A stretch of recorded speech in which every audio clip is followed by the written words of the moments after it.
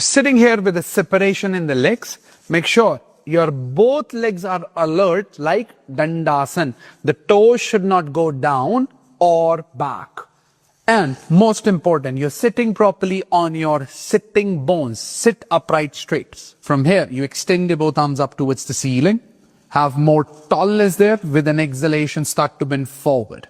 With that cup-shaped fingers.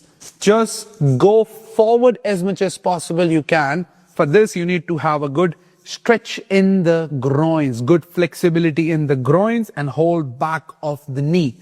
And then try to go maximum, feel that length in the lower back, lumbar spine and your mid back. Finally, if you cannot go down, you can use a block for the forehead, touch it properly, flatten the palm on the ground, stay here into Upavishta Konasana.